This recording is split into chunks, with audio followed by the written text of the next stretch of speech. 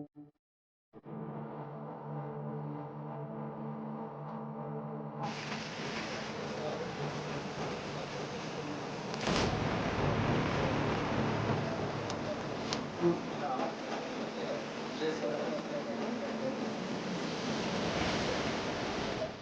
ಎಕರೆ 20 1 ಎಕರೆ 3 ಜಮೀನು ಮಾಡ್ಕೊಂಡು ಹೇಳಿರೋದ್ರಿಂದ ಮಣ್ಣಿನ ರಸ್ತೆ ಏನಿದ್ರು ಪಂಚಾಯತಿಲಿ ಬೇಸಿಗೆಯಲ್ಲಿ ಮಾತ್ರ ಗ್ರಾಮ ಪಂಚಾಯತಿ ಮನಸ್ಸಿಂದ ಯಾವುದೆಲ್ಲ ಮಾಡ್ತೀವಿ ಸರ್. ಏನಾಗುತ್ತೆ ಅಂದರೆ ಹಿಡುವಳಿ ಜಾಗದ ಮಧ್ಯ ರಸ್ತೆ ಹೋಗಿರೋದ್ರಿಂದ ನಾವು ಬೇಸಿಗೆಯಲ್ಲಿ ಬೇಸಿಗೆಯಲ್ಲಿ ಮಾಡ್ತೀವಿ. ಬೇಸಿಗೆಯಲ್ಲಿ ಮಾಡಿದ್ದು ಒಂದು ಮಳೆ ಬರುತ್ತೆ, ಈ ಮಳೆಯೆಲ್ಲ ಓಡಾಡೋಕ್ಕಾಗಲ್ಲ. ವರ್ಷದಲ್ಲಿ ನಾವು ಪ್ರಪೋಸಲ್ ಕೊಡ್ತಾನೆ ಇದೀವಿ. ಸಮಸ್ಯೆಗಳೆಲ್ಲ ಪ್ರತಿಯೊಂದು ಏನು ಜನಪ್ರತಿನಿಧಿ ಪಂಚಾಯತಿಯಲ್ಲಿ ಮಾಡೋಕ್ಕಾಗ ಅಸಾಧ್ಯ. ಏನೇನು ಸರ್ಕಾರಕ್ಕೆ ನಿಯೋಜಿಸಿದ್ರೆ ತಹಸೀಲ್ದಾರ್ ಕೊಟ್ಟಿದ್ದಾರೆ ಅಥವಾ ಏನು ಡಿಪಾರ್ಟ್ಮೆಂಟ್? ಅವ್ರಿಗಿನ 5 ವರ್ಷ ಟರ್ಮಲ್ಲಿ MLA ಇರ್ತಾರೆ, ಹಾಗೆ ಕೊಡ್ತಾರೆ. MLA ಗೂ ಕೊಟ್ಟಿದ್ದಾರೆ ಸರ್, MP ಗೂ ಕೊಟ್ಟಿದ್ದೀವಿ. ಎಲ್ಲರಿಗೂ ಹೆಚ್ಚಿನ ಮಳೆ ಬರುತ್ತೆ. 140 ಇಂದ 160 ಮಧ್ಯೆ ಇದೆ. ಈ ವರ್ಷ 200 ಮತ್ತೆ HL ರೋಡ್ ಇದೆಯಲ್ಲ? ಇದೆ ಸರ್. ನೀವು ಹೋಗಿ ಗ್ರಾಮ ನಕಾಶೆಯಲ್ಲಿ HL ರೋಡ್ ಇದೆಯಾ? ಇದೆ ಸರ್, ಇದೆ. ಇದ್ರ ಮೇಲೆ ಮಾತಾಡಬೇಕು ಅಂದರೆ ಎಷ್ಟು ಜನ ಇದೆ ಮತ್ತು ಅವರಲ್ಲಿ ವಾಸ ಇದ್ದಾರೆ ಅಂದರೆ ಪಬ್ಲಿಕ್ ರೋಡನ್ನು ರೋಡ್ ಕ್ರಿಯೇಟ್ ಮಾಡಬೇಕಾಗ್ತದೆ. ಸರ್ಕಾರದ ಕರ್ತವ್ಯ ಅದನ್ನು ಮಾಡಿದ ಕ್ರಮ. ನೀವು CC ರೋಡ ಮಾಡಬೇಕು. ಸಿಮೆಂಟ್ ಇದು ನಿಮಗೆ ಟಾರ್ ರೋಡ್ ಸರಿಯಾಗಲ್ಲ. CC ರೋಡಾಗಿ ಎಷ್ಟು ರಿಸಲ್ಟ್ ಬರ್ತದೆ? ಒಂದು ಅರ್ಧ ಕಿಲೋಮೀಟರ್ ಹಿಂಗೆ ಮಾಡ್ಕೊಂಡು ಎಷ್ಟು ರೋಡ್ ಫಂಡ್ಸಲ್ಲಿ ಏನೋ ಸ್ವಲ್ಪ ಅವ್ರು ಇಲ್ಲಿ ನಮ್ಮ ಸೇತುವೆ ಇದೆ. ಸೇತುವೆಗೆ ಒಂದು 40 ಲಕ್ಷ ಕೊಟ್ಟಿದ್ದಾರೆ. ಅಮೌಂಟ್ ಹಾಕಲ್ಲ ಅಂತ ಹೇಳಿ ಮನವಿ ಕೊಟ್ಟಿದ್ದೀವಿ. ಮೊನ್ನೆ ಬಂದೆಲ್ಲ ಪರಿಶೀಲನೆ ಮಾಡಿ ಹೋಗಿದ್ದಾರೆ. ಮೊದಲು ಈ ರೀತಿ ಸೇತುವೆನೂ ಆಗುತ್ತೆ. ನಾವು ಅಲ್ಲಿ ಮೊನ್ನೆ ಯಾವ ಹುಡುಗ ಸತ್ತಿದ್ದು ಅಷ್ಟರಲ್ಲೇನೋ ಆಯಿತು ಅಂತ ಇಲ್ಲ ಸರ್, ಮನೆಯಲ್ಲಿ ಹುಷಾರಿಲ್ಲಾಗಿತ್ತು. ಹಾಸ್ಪಿಟ್ಲ್ ತಗೊಂಡು ಹೋದ್ರು, ಹಾಸ್ಪಿಟ್ಲಲ್ಲಿ ಡೆತ್ ಆಯಿತು. ಆಮೇಲೆ ಅಲ್ಲಿಂದ 12 ಕಿಲೋಮೀಟರ್ ಆಗುತ್ತೆ ಸರ್. ಕಳಸ ಹಾಸ್ಪಿಟ್ಲಿಂದ ಮತ್ತೆ ನದಿ ಪಾಸ್ ಆಗುತ್ತೆ. ಇಲ್ಲ, ಏನು ಹೋಗಲ್ಲ, ಮನುಷ್ಯರು ಮಾತ್ರ ಇದರಲ್ಲಿ ಹೋಗಿ ಹೊಡಿಗೆ ಹಾಕಿದ್ದಾರೆ ಹಳ್ಳಕ್ಕೆ. ಅದ್ರ ಮೇಲೆ ಹಾಕಿರ್ತಾರೆ, ಇಂಥದ್ದು 4 ಹಾಕಿದ್ದಾರೆ, ಅದ್ರ ಮೇಲೆ ಹಾಕಿದ್ದಾರೆ. ಈ ವೆಹಿಕಲ್ ಹೋಗ್ಬೇಕಂದ್ರೆ ಇದರಲ್ಲೇ ಹೋದರೆ ಮನೆ ಹತ್ರ ಬೇಸಿಗೆಯಲ್ಲಿ ಒಂದು 4 ದಿವಸ ಹೋಗುತ್ತೆ. ಆಮೇಲೆ ಅದೇ ಇಲ್ಲ ಅಂದರೆ ನಾವು ಇದೇ ಕಾಲದಲ್ಲಿ ನೋಡ್ಕೊಂಡು ಹೋಗಬೇಕು. ಎಷ್ಟು ಜನ ಇದ್ರಮ್ಮ ನಿಮ್ಮ ಅಂಗಡಿ ಒಟ್ಟು? ನಮ್ಮ ಭಾಗದಲ್ಲಿ ನಾವು ಹರಿಜನ ಕಾಲೋನಿ 7 ಮನೆ ಇದೆ ಸರ್. 7 ಮನೆ ಅಂದ್ರೆ ಎಷ್ಟು ಜನ ಇದೆ? ಒಂದು 20 ಜನ ಇದ್ದಾರೆ. ಉಳಿದವ್ರು ಬೇರೆ ಬೇರೆ ಇದ್ದಾರೆ ಸ್ವಾಮಿ. ಆಡಿ ಜನಾಂಗದವರು ಎಲ್ಲ ಇದ್ದಾರೆ ಸ್ವಾಮಿ. ಟೋಟಲ್ ಎಲ್ಲ ಸೇರಿ ಎಷ್ಟಾಗುತ್ತೆ? ಎಷ್ಟು ಜನ ಇದ್ದಾರಮ್ಮ ವಾಸಿಗಳಲ್ಲಿ? ಆ ಕಡೆ ವಾಸಿ ಮನೆಗಳು ಒಂದು 60 ಜಾತಿ ಕಾಲೋನಿ ಒಂದು 28-30 ಇದ್ದಾರೆ.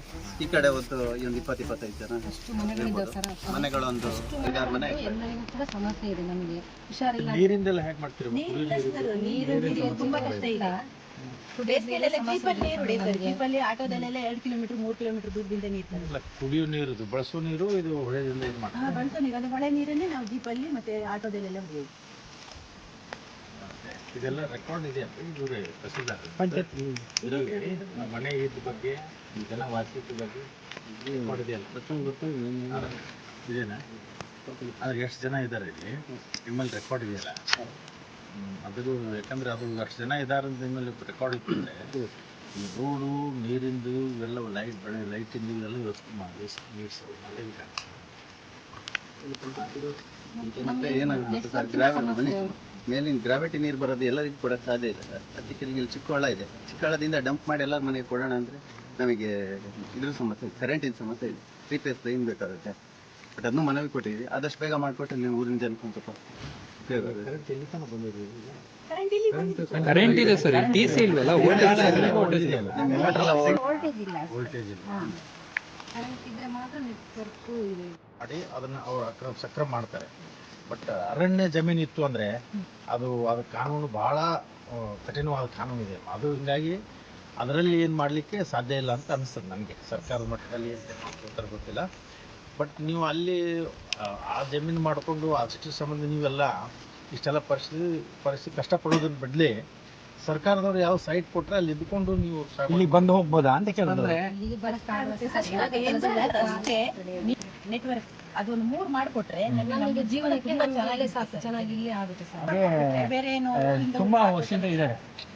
ಒಂದು 2 ಎಕರೆ ಅಂದ್ರೆ ಭೂಮಿ ಹುಲ್ಲು ಕರಂಬಿ ಇದೆ. ಅದೇನು ಫಾರೆಸ್ಟ್ ಇದೆ. ಜಮೀನಲ್ಲೇ ಬರ್ತದಂತೆ. ಹಿಂದೆ ಅವರು ವಾಸವಾಗಿದ್ದಾಗೆಲ್ಲ ಡಿ ಮೋಡಲ್ ಇರಲಿಲ್ಲ. ಹುಲ್ಲು ಕರಂಬಿ ಅಂತ ಕೂತಿದೆ ಸರ್. ಸರ್ಕಾರದ ವ್ಯಾಪ್ತಿಯಲ್ಲಿ ಬರ್ತದೆ, ನಮ್ಮ ವ್ಯಾಪ್ತಿಯಲ್ಲಿ ಬರಲ್ಲ. ನಾವು ಈಗ ನೀರಿನ ವ್ಯವಸ್ಥೆ, ರಸ್ತೆ ವ್ಯವಸ್ಥೆ, ಲೈಟ್ ವ್ಯವಸ್ಥೆ ಇದನ್ನೆಲ್ಲ ಮಾಡಬೇಕಾದ್ರೆ ಅದು ಮಾಡಲಿಲ್ಲ ಅಂದರೆ ಅದು ನಿಮ್ಮ ಮಾನವ ಹಕ್ಕುಗಳು ಉಲ್ಲಂಘನೆ ಆಗ್ತದೆ ಅನ್ನೋ ಮಟ್ಟಿಗೆ ನಾವೊಂದು ಶಿಫಾರಸು ವರದಿನ ಕೊಟ್ಟು ಶಿಫಾರಸು ಮಾಡ್ತೀವಿ. ಅದು ಉಳಿದು ಜಮೀನು ಅಲಾಟ್ ಮಾಡೋದು ಅದು ಸರ್ಕಾರದ ಮಟ್ಟದಲ್ಲಿ ಸರ್ಕಾರದ ವ್ಯಾಪ್ತಿಯಲ್ಲಿ ಬರ್ತದೆ. ಅದು ನಮಗೆ ಶಿಫಾರಸು ಮಾಡಲಿಕ್ಕೆ ಅಥವಾ ನಾವು ಏನೋ ಅದ್ರ ಬಗ್ಗೆ ಕ್ರಮಕ್ಕೆ ನಮಗೆ ಯಾವುದೋ ಅಧಿಕಾರ ಆಗ್ತಿಲ್ಲ.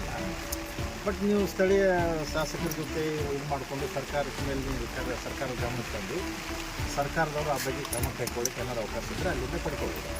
ಇದ್ರ ಬಗ್ಗೆ ನಾನು ನಂದು ವರದಿಯಲ್ಲಿ ಕಾಣಿಸ್ತೀನಿ ನೋಡಿ ನಾನು ಏನು ರಿಪೋರ್ಟ್ ಕೊಟ್ಟಿದ್ದೆ. ಸರ್ಕಾರದವರು ಆದಷ್ಟು ಬೇಗ ಇದಕ್ಕೆ ಉಳಿದ ಸಮಯದಲ್ಲಿ ತೊಂದರೆ ತೋಡ್ ಮಾಡಲಿಕ್ಕೆ, ಆಮೇಲೆ ನೀರಿನ ವ್ಯವಸ್ಥೆ ಮಾಡಲಿಕ್ಕೆ, ಲೈಟಿನ ವ್ಯವಸ್ಥೆ ಮತ್ತು ಪ್ರೀಪೇಜನ ವ್ಯವಸ್ಥೆ, ಅದು ಟವರ್ ಬರೋದಿಲ್ಲ ಅಂತಂದರೆ ಅದ್ರ ಬಗ್ಗೆ ನಾನು ಬರ್ತೀನಿ. ಆಯಿತು, ಎಷ್ಟು ಗ್ರ್ಯಾಂಟ್ ಬೇಕಾಗುತ್ತೆ ಅನ್ನೋದಕ್ಕೆ ಈ 3 ಕಿಲೋಮೀಟ್ರಿಗೆ ಎಷ್ಟು ಅಮೌಂಟ್ ಬೇಕಾಗುತ್ತೆ ಅನ್ನೋದಕ್ಕೆ ಸಬ್ಮಿಟ್ ಮಾಡಿದೆ ಸರ್. ಎಷ್ಟು ಬೇಕಾಗ್ಬೋದು? 1,81,000 ಬೇಕಾಗುತ್ತೆ ಸರ್. ನಾನು ಸಿಸಿರೋರಿಗೆಲ್ಲ 1,81,00,000ಕ್ಕೆ ನಾವು ಪ್ರಪೋಸಲ್ ಸಬ್ಮಿಟ್ ಮಾಡಿದ್ದೀವಿ ಸರ್. ಜೊತೆಗೆ ನಮಗೆ ಮನವಿ ಎಷ್ಟು ವರ್ಷದಿಂದ ಕೊಟ್ಟಿದ್ದಾರೆ, ಈ ಥರ ಬೇಡಿಕೆ ಯಾವ ಥರ ಯಾವಾಗ ಇಟ್ಟರು ಅನ್ನೋದು ನನಗೆ 15 ವರ್ಷದಿಂದ ಈಚೆ. 15 ವರ್ಷದಿಂದ ಈಚೆ. ಇಲ್ಲ, ಅದು ನೀವು ಯಾವಾಗ ನಮ್ಮದು ಪ್ರಪೋಸಲ್ ನಾನು ತಹಶೀಲ್ದಾರ್ ತಲುಪಿಸ್ತೀನಿ ಸರ್. ತಹಶೀಲ್ದಾರ್ ಸಲ್ಲಿಸಿ ಇವತ್ತು ನೀವು ಹೋಗಿ ಬಂದಿದ್ದೀವಿ ಮೊನ್ನೆ ಅಂತಲ್ಲ ಸರ್, ಈಗ ಸಾಧಾರಣ 50 ವರ್ಷದಿಂದ ಈಚೆನೂ ಅದೇ ಥರನೇ ನಡ್ಕೊ ಬಂದಿರೋದು. ರಿಪೋರ್ಟ್ ಕೊಡ್ತೀನಿ. ಎಷ್ಟು ಸಾಧ್ಯದ ಅಷ್ಟು ಬೇಗ ಒಳ್ಳೆ ಗ್ರ್ಯಾಂಟ್ ಕೊಡಲಿಕ್ಕೆ. ಯಾಕಂದರೆ bridge road at a time ಆದರೆ ಒಳ್ಳೆಯದು. ಅಟ್ಲೀಸ್ಟ್ ಬ್ರಿಡ್ಜ್ ಮಾಡ್ಕೊಳ್ತಾರೆ, ಆ ಕಡೆ ಈ ಕಡೆ ರೋಡ್ ಮಾಡ್ಕೊಳಗೆ ರೋಡ್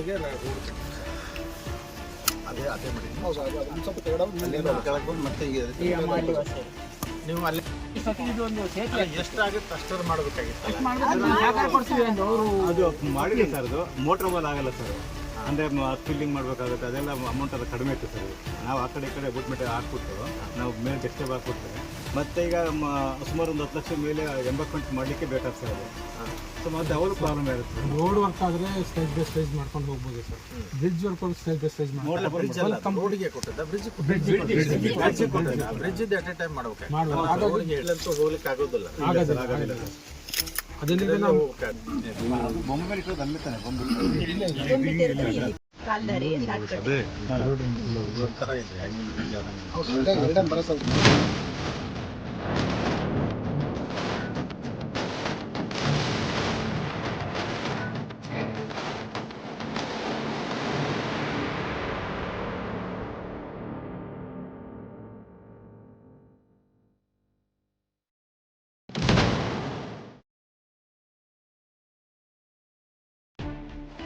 ನನ್ನ ಹೆಸರು ಸುಜಾತ.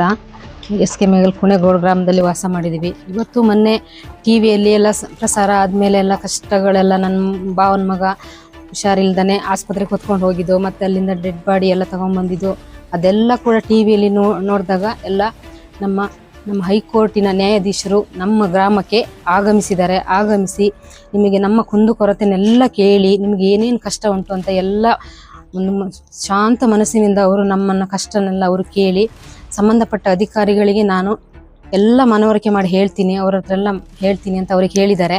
ಕೆಲಸ ಮಾಡಿಕೊಡ್ತಾರೆ. ಒಂದು ವೇಳೆ ಕೆಲಸ ಮಾಡಲ್ಲ ಅಂದರೆ ನಾನು ಕ್ರಮ ಕೈಗೊಳ್ತೀನಿ ಅವ್ರ ಮೇಲೆ ಅಂತ ಹೇಳಿದ್ದಾರೆ. ಅವರಿಗೂ ಕೂಡ ನಮ್ಮ ಗ್ರಾಮಕ್ಕೆ ಆಗಮಿಸಿದ್ದಕ್ಕೆ ನಮ್ಮ ಹೈಕೋರ್ಟಿನ ನ್ಯಾಯಾಧೀಶರು ಅವರು ನಮ್ಮ ಸಂಸ್ಥೆ ಕುಣೆಗೋಡು ಗ್ರಾಮ ಹರಿಜನ ಕಾಲೋನಿ ಗ್ರಾಮಸ್ಥರ ಪರವಾಗಿ ಹಾಗೂ ನಮ್ಮ ಕಾಲೋನಿಯವರ ಪರವಾಗಿ ನಮ್ಮ ವೈಯಕ್ತಿಕವಾಗಿ ಧನ್ಯವಾದ ನಾನು ಹೇಳ್ತಿದ್ದೀನಿ.